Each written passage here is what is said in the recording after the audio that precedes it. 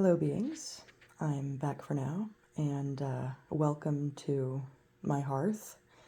I am on top of my wood-burning stove that is currently not in use, but I'm getting it repaired later this month, so I figured I'd do this video now while it's in my mind. So, it's fall where I'm at. It's going to be the beginning of October next week, and for me that brings to my mind all of the things that I like to do keep warm. That includes things that I do metaphysically, like burning things and incense and all the stuff that revolves around fire. And that reminded me that my censers and stuff needed a good cleaning, and I thought I'd give a tip on something I've been basically doing for forever. So, I don't clean my incense ash. I know that sounds crazy, because I see a lot of videos where other witches are cleaning their altar space and they're like, look how bad my incense ash has gotten, and there's just a pile of ash and they threw it away. And a long time ago, like when I first started out, gosh, how old was I? I don't even know. I used to do the same thing until I realized that ash is good for things. It's actually good for burning incense all the way down. And it also holds a lot of energy, a lot of your wishes and prayers, and everything is still in that ash. And you can use it here and there as like ingredients in things that you want to do. I could go over 1,000,001 uses for incense ash, but that's not what we're here today to do.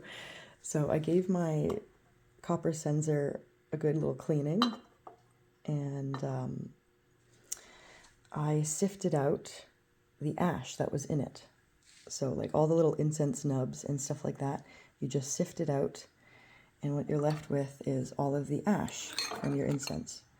This is about, I don't know, like 3 years of ash. I don't keep all the ash. I always leave it like a quarter of the way down on the censer because I don't want the thing too full, because I want some room, to burn stuff. And so once it's sifted through, you've got all this ash, and it's very smooth, and it's really easy to compact at the bottom of your censer. And what it does is it lets the incense breathe. So you're not left with this nasty little burnt stub most of the time. If you stick it too deep, of course, it's not going to breathe very well. But if you manage to put it on top, or you can just put a small bit of an incense stick on top of this ash, just directly on top, and the whole thing will burn. Not a single bit of the incense is wasted. This stuff is also good for letting your charcoal briquettes breathe. See, I don't use charcoal briquettes, the types that you see that are like those little cylindrical types. I don't use those. I use these they look like little cubes, and they're completely additive-free charcoal. So it's basically just pure charcoal, nothing else to help it light. So I hold it over a candle such as this for like a while until the whole thing is like red. And then I'll put it on top of the ash, and then the whole thing will burn through. Like, you don't have to flip it, you don't have to move it or anything, and the whole thing just turns to ash and adds to your ash pile. So anyways, I'm just going to fill this back up and you'll see what it looks like. So now this is what we are left with, and it's really easy to just tamp down all the way around and just kind of get it to be an even surface, more or less.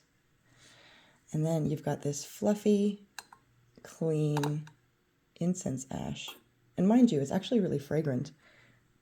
So yeah, and it fills up about halfway. If you tamp it down more, which I usually do, so it holds the incense sticks better, it'll go down to like a quarter in the bottom. This is why I don't keep absolutely all of it. Some of it's in a jar for other use. But yeah. Oh, and I have another tip too, because the reason I actually got into this is because I got myself a new cauldron. Basically because this copper little censer is not for like burning big incense, if you know what I mean. Like, resins and things like that. I actually have different methods of doing different things. So like, if I wanted to burn a resin, I don't burn the resin because I feel like that just, it doesn't give the proper aroma. Oh, there's some vanilla in here. Hold on. All right. I'll line this with tinfoil. Not if it's just toasting vanilla. I like to toast vanilla because that smells really nice. But I'll put a beeswax tea light in here. If you can find one of these, I'm sure you can. I think this is just an oil warmer, but I really liked it because it was copper. I'm obsessed with copper. I could go into 1,000,001 reasons why I use copper, but yeah. I'll line this with tin foil, and then I'll put my frankincense or whatever you're burning. Could be even LMI resin. Stuff smells amazing, but it's extremely liquidy and gummy.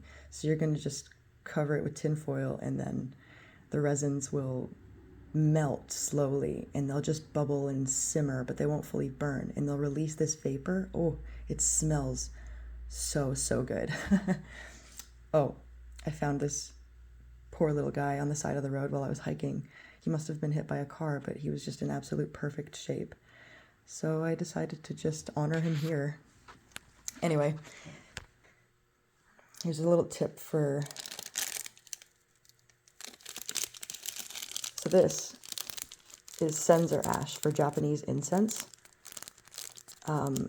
This one's by Shoyeido, or Shoyeido. I'm not sure. I'm sure I'm butchering that pronunciation, but this is good to start if you don't want to wait 3 years filling up the censer with ash. I got this because I actually had it in my drawer for a few years. I just never picked it up again, but I figured it would come in handy, and it did. I got a new cauldron recently, cast iron, and I just finished seasoning it. It's about twice as large as the little copper censer I have here. But I'm going to use this to line the bottom of the cauldron so that the legs don't get too hot. And so that it lets the charcoal briquettes that I was mentioning burn all the way down, because that's initially what this is for. I just like solely this being incense ash for the fact that it's got certain metaphysical uses and things like that. But this is what's going in my cauldron. I don't really like cauldron sand because it doesn't let the things that are burning in there breathe and burn all the way down. So yeah, and the reason I got a new cauldron is because I don't burn big things in this, like I was mentioning earlier, because that's just going to leave a big mess and it's going to ruin the copper, and copper is not necessarily super heat resistant. It's kind of... Well, it conducts heat really well, right? So you don't want to burn big things in here because then it's going to get really, really hot. So yeah, keep your incense ash.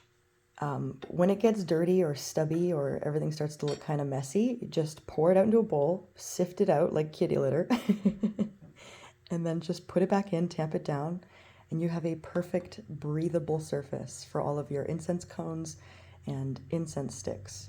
I'm actually going to share with you the type of incense I like burning in here.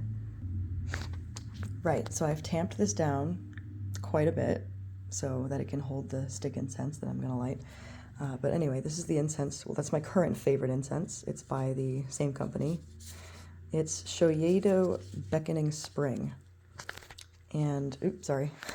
And it smells like spices and just like warm wood, and they don't use any artificial agents to light it. It comes in its own little wooden box to keep the scent. And it comes in its own little cloth. And there's no stick inside of this incense.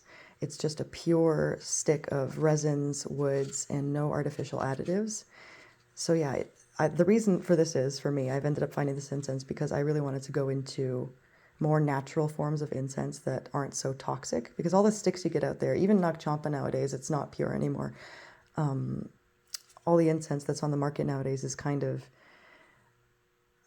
it's just not good to breathe.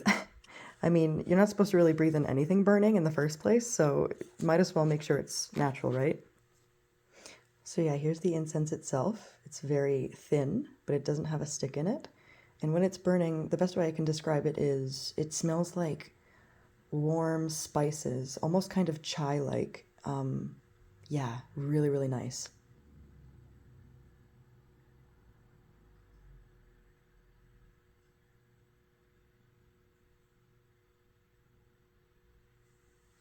And then we're just going to stick it in the ash. Right, so there you have it. It's lit, and it's in the ash, and the whole thing will burn down, if not leaving maybe like a millimeter, like the smallest bit of a stub. That's why I have to sift it sometimes. But yeah, it's just there, and the whole thing will burn down and just add to the ash that's inside. So yeah, and then just keep the ash, and it just keeps regenerating itself, and then you never have to worry about the bottom getting too hot or anything like that. This essentially works for any self-burning incense, just not anything that you need to use a briquette for, unless you have a cauldron. Yeah. Oh, and once it's in, if you ever do this, once it's in, just try not to move it because it's still ash and it's not necessarily going to really hold it in there. So you might want to just let it lie where it is. Just make sure you know where you want it lit. Or you can just get like, I got many of these little thingies, this like a brass or something that you could just stick an incense in. You could put that in there and that will hold it for you while it burns down if you're really worried about it falling over. Yeah. Oh, something fun I wanted to add that has nothing to do with incense. This just like, I wanted to share this. So this is like a tinder conch that I found on a, I forget which kind of tree, but these kind of grow on everything. And they're used back then as tinder or fire starter for traveling woodsmen. So it has high fire association for me, which is why I like keeping it at the hearth. But because, I don't know what metal this is, but it is magnetic. I got these tiny magnets at the dollar store and I attached it with beeswax because I don't really like using glue or anything in my craft. So yeah, I attached it with beeswax and now you could just stick them anywhere. You got magnets. I intend to make more of these and you just kind of like stick them around here so it looks like a big old tree. Really cool stuff. Right, so this is the new cauldron I got. Some of the oil seasoned onto the handle, but I honestly don't care because it's nice and seasoned and shiny now. Ooh. But yeah, the bottom was bare and I didn't want to just burn up the bottom and have the whole thing just get really, really hot. So it only took up half the bag. Didn't even take that much because I intend to keep the ash of whatever burns in here as well. So it's just going to eventually all add to it. But yeah, that's what's good. I'll show you the briquettes that I use, the ones that don't have any additives, or at least the least amount of additives. So here they are. Sultan, I don't even know if it's the brand that only, I'm sure many brands sell it. So anyway, I'll just show you what they look like. Yeah. And they're quite big. So you could break them down if you wanted to. Oh, there we go. And there's nothing to keep it lit, so you have to hold it over the candle for quite a while. I prefer to make it like a meditative sort of thing with the fire. I love fire, so. All right, my beautiful beings. See, the ash is already collecting. It's all the same color because it's been like years of burning this exact same incense. Anyways, yeah, bye-bye. Maybe I'll make another video soon about something else. I'm kind of busy nowadays. I'm always busy. Until next time, happy fall and happy spring to those of you in the southern hemisphere.